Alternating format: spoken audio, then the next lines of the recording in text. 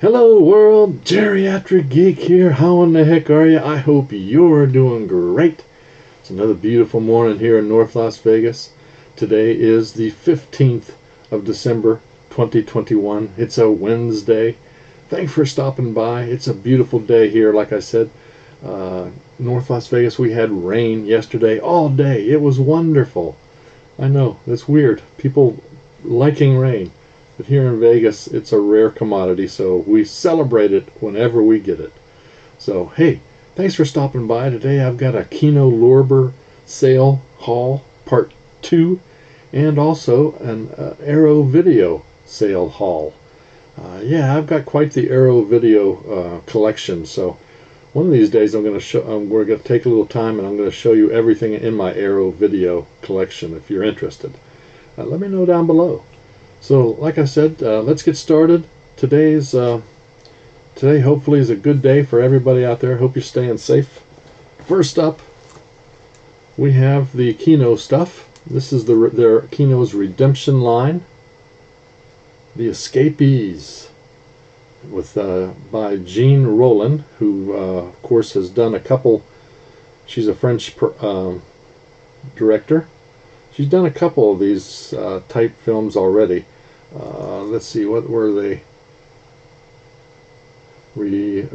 Requiem for a Vampire and Two Orphan Vampires. So, and I have watched one of Requiem, I do believe. It wasn't bad. I don't expect this to be great. It's from 1981, 107 minutes. It's an adventure drama. Gets middle of the road reviews. So. Let's see. Jean Rollin, The Escapees, revisits the director's fascination with pairs of women who wander, dreamlike, through a modern dystopia. Two female patients, one rebellious, the other despondent, flee the grounds of a mental hospital and drift across the French countryside.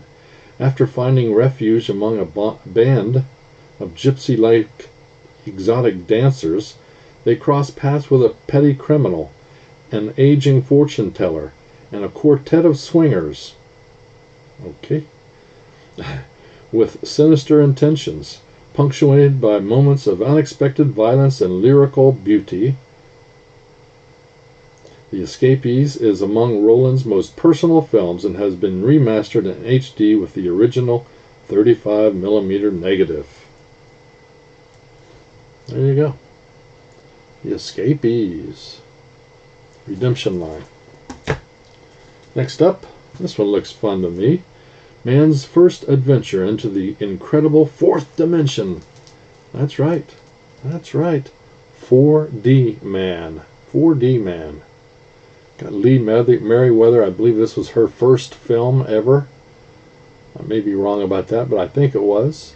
By the way, if you've seen any of these movies and have any comments, feel free to comment below. I appreciate hearing what you thought of them.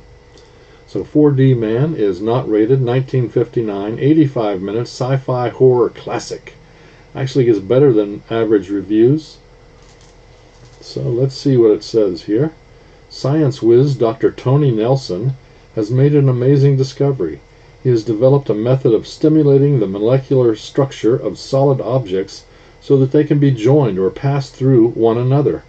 Stumbling upon this incredible secret is Tony's older brother, Scott, a fellow scientist who decides to take the experiment one step further, and soon finds himself able to pass through doors and walls.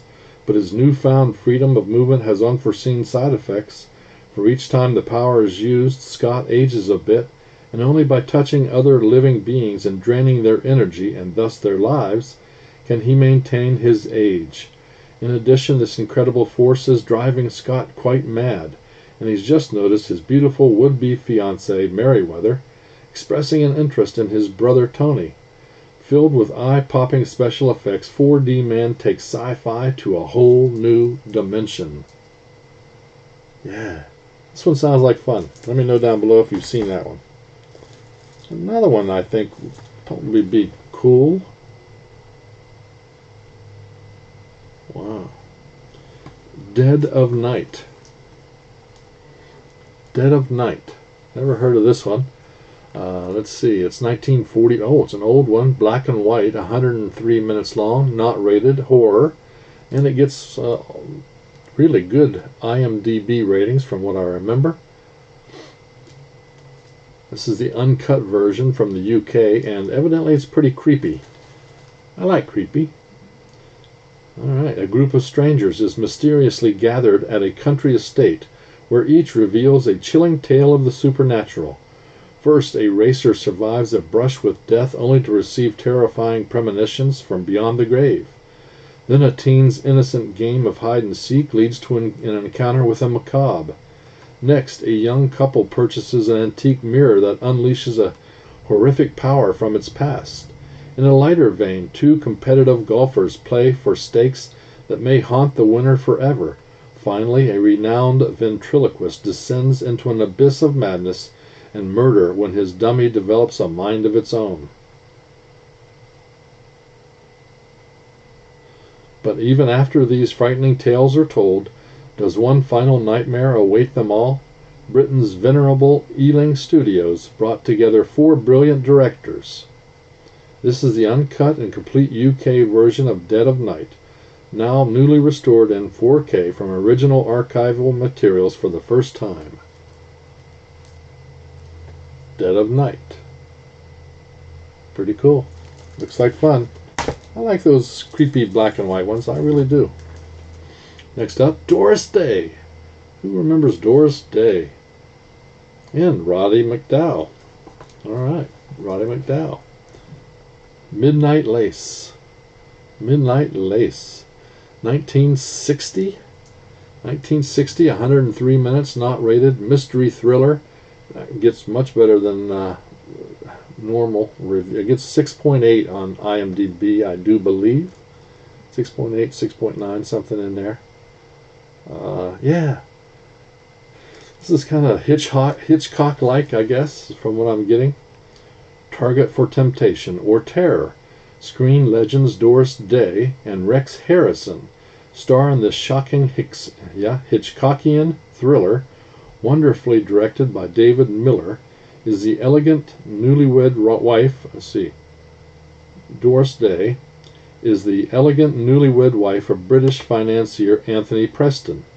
Shortly after moving to one of London's wealthiest neighborhoods, Kit is threatened by an unknown party. The tension mounts as the menacing phone calls continue and her husband shows little concern, until Kit begins to doubt her own sanity and the motives of everyone around her. This nail-biting thriller sports a top-notch supporting cast including Myrna Loy, John Gavin, Roddy McDowall. Midnight Lace. Alright, we'll check it out. Kino Lorber, doing it. Treat Williams, Famke Janssen, and wow, Deep Rising. This one looks creepy. Deep Rising. Look at that.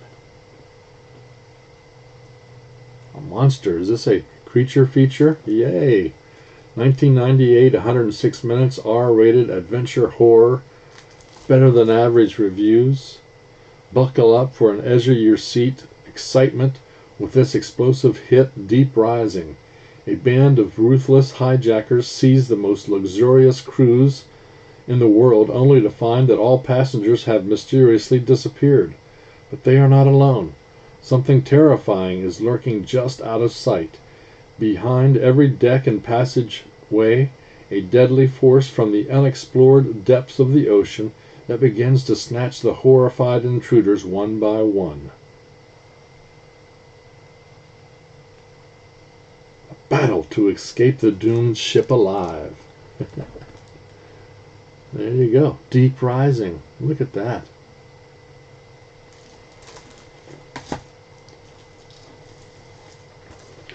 Next up, something called a film by Betty Gordon called Variety. Variety. Variety is from 1983. It's 100 minutes long, not rated. It's a drama. I don't know why I picked this up. Probably so my wife and I could watch something together. This looked interesting. Betty Gordon's Variety is a landmark independent film that challenges common notions about feminism and pornography. Okay. see, a desperately unemployed young woman who lands a job selling tickets at a porn theater, where she finds herself drawn to events on the screen, which complicates her relationship with boyfriend Mark. He's played by Will Patton, by the way. Fascination becomes fixation as she follows a dangerous-looking patron through Times Square sleazy sex shops to the moneyed world of Lower Manhattan. This female taxi driver, gritty, disturbing, and explosive, remains a striking study of female desire and sexual identity and the silent, invisible walls that exist between men and women. It doesn't really sound like something I would like, but maybe my wife will. We'll see. Not sure why I picked that up, but anyway, I know I picked this next one up. Yes, because it has Betty Davis eyes. Betty Davis in Scream, Pretty Peggy. Scream, Pretty Peggy is from 1973, 74 minutes long, not rated. It's a horror mystery. Basically, it was a TV movie. Evidently, it's very creepy and atmospheric, like that. Brand new HD master, screen great Betty Davis stars in Scream, Pretty Peggy, a made-for-TV creep fest crafted in the grand tradition of Hitchcock's Psycho. College student and aspiring artist Peggy takes a housekeeping job at a mansion where sculptor Jeffrey lives with his elderly mother. Things get strange when Peggy discovers a third resident, Jeffrey's hopelessly insane sister. Horror maven Gordon Hessler directed this atmospheric shocker, co-written by Jimmy Sangster. Can't wait to check this one out. Let me know if you have seen this one. So that's it for the Kino Lorber goodies. Let me know if you liked any of those or have seen any of them. I'd appreciate knowing. Next up is the Arrow goodies. That's right, Arrow Video. 1, 2, 3. I think I got 6 of them. This was during their recent sale, so all these were very reasonable, very good price. Slugs. Yes, it's a creature feature with slugs.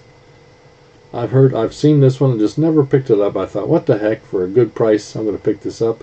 I do love my creature features, so. Slugs is R-rated. 1988, 89 minutes long. Of course, it's a horror film.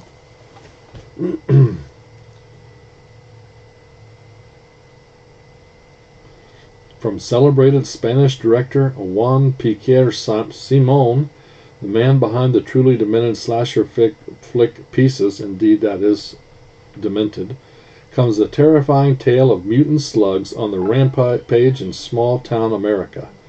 The townsfolk of Royal Community are dying in strange and gruesome circumstances. Following the tragedy of horrifically mutilated cadavers, resident health inspector Mike Brady is on the case to piece together the mystery. He soon comes to a terrifying conclusion.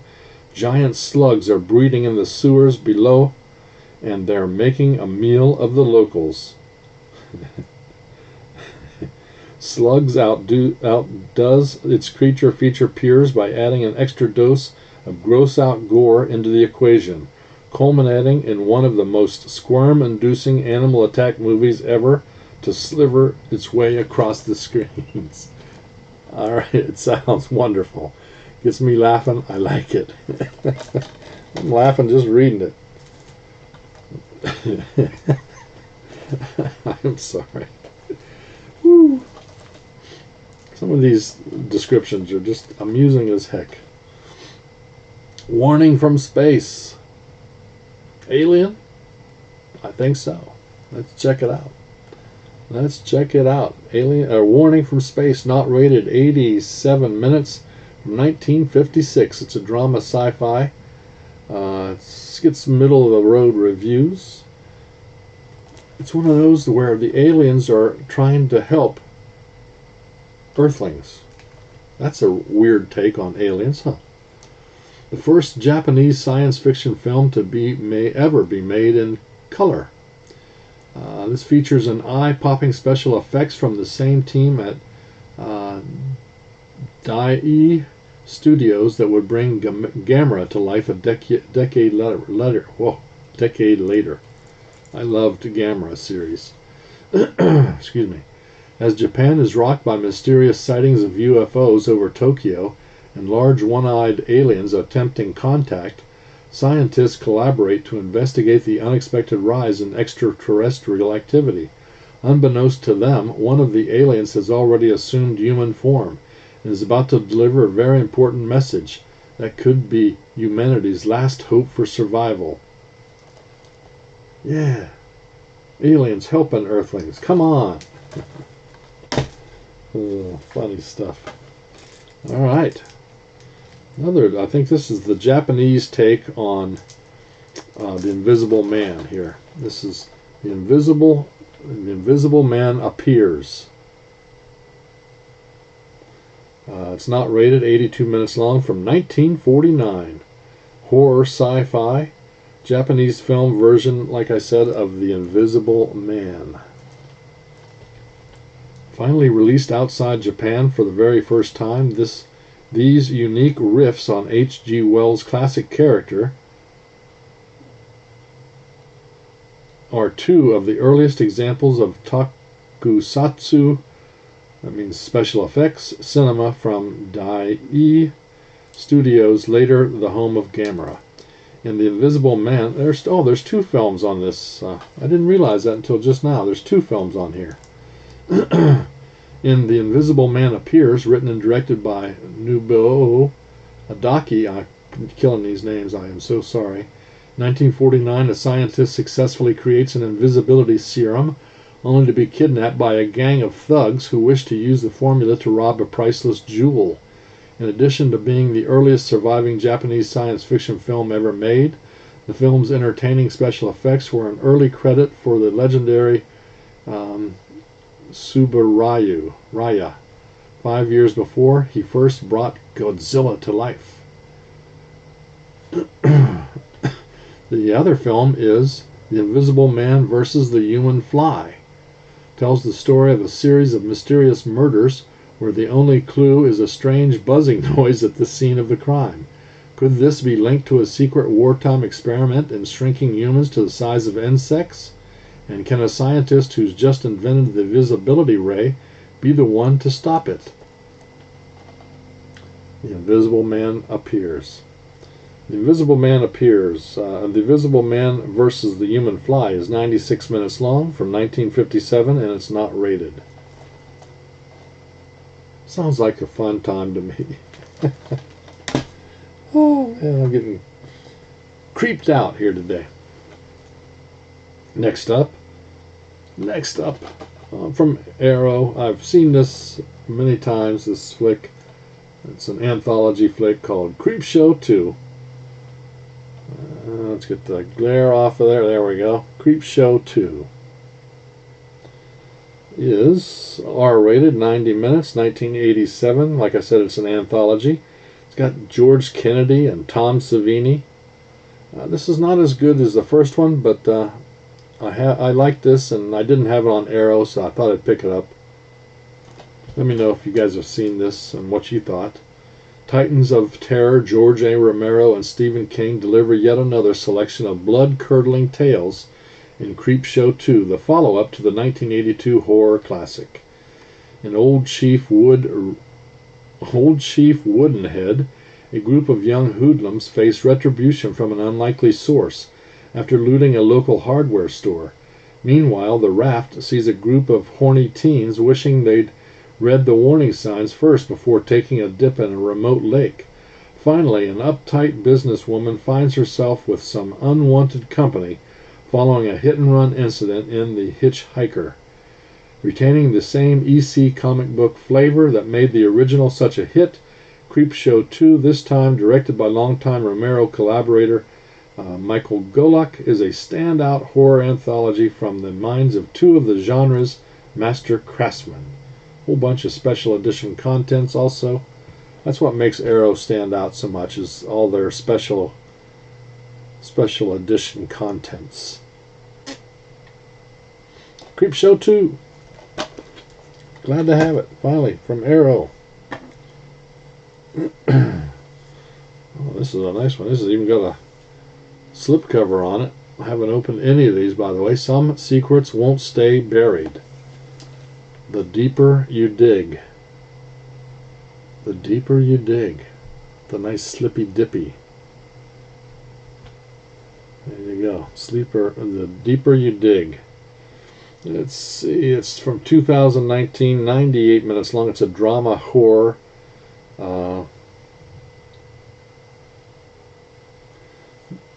From what I'm understanding, the guy that wrote this, or his family wrote, a guy named John Adams, I think. Yeah. The whole Adams family is involved in writing, acting, and the whole production, everything in this. The father, the wife, and the daughter. Themes of family loss and survival intersect on the thin line that separates the living from the dead in The Deeper You Dig, the latest feature written, directed by, and starring filmmaking family, the Addams Family. Described as a force to be reckoned with, and the multi-hyphenates hope to be when they grow up. I don't know what that means.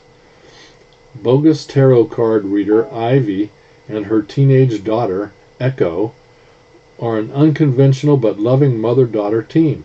But when reclusive Kurt moves in down the road, a tragic accident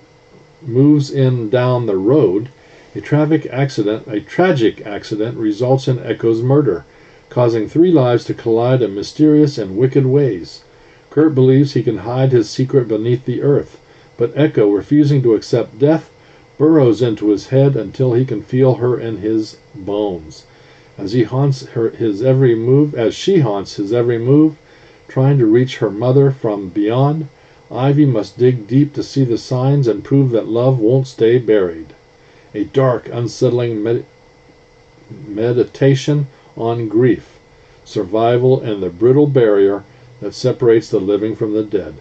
This limited edition double disc edition pairs The Deeper You Dig with John Adams' earlier feature, The Hatred, making for a compelling double bill of original independent horror. So there's another film on here also, The Hatred. I like it. Doubling up. The Hatred is from 2018, 59 minutes. And it's kind of a horror western, evidently. Another one by the entire Addams family. Addams Family. The Deeper You Dig. Let me know if you've seen any of those. And the last item I picked up for today's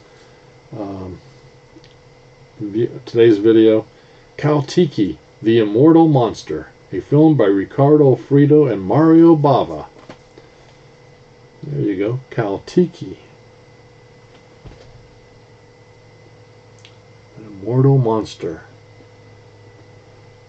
Tiki is, let's see, 76 minutes long, not rated, from 1959, horror sci-fi, and it's obviously, with Bava involved, it's an Italian film.